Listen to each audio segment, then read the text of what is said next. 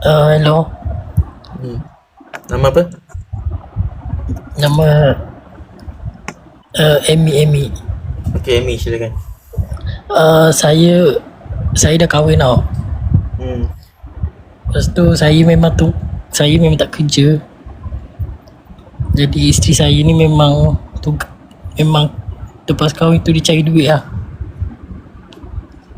Jadi kerja saya dah ada anak tu, saya memang tukar pampers sehari-hari. Jadinya bila dia ambil cakap macam ni, saya rasa macam rasa Sebab ya,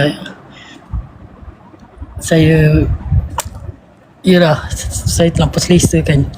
Sebab saya macam yalah, rasa malu lah nak bila dapat statement DMA tu. faham. Jadi soalan dia? Soalan dia, patut ke saya suruh bini saya berhenti? Dia macam ni.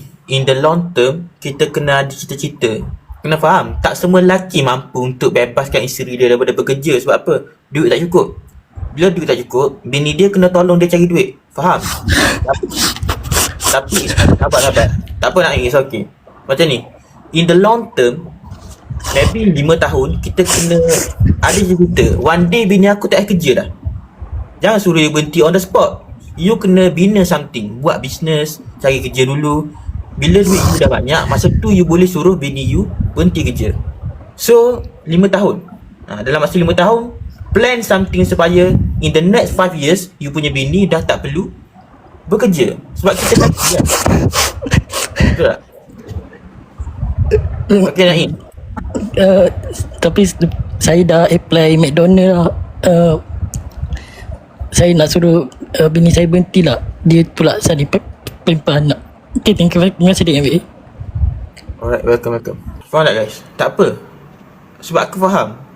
Korang sekarang di pangkat lelaki yang biasa-biasa sampai tahap bini korang kena kerja untuk korang. Tapi tak apa.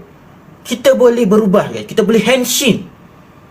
In the next 5 years, mulai sekarang bina something supaya in the next 5 years dia punya bini dah tak perlu kerja. 5 tahun guys aku bagi masa kat korang. 5 tahun dah cukup. Kalau you hebat 3 tahun dah cukup. Yang paling penting, yang mana suami-suami yang nak jadi suami hebat, korang kena masuk Barnard University. Tu je cara dia nak buat duit guys. Tu je cara dia. Dah lah aku ajar buat duit online.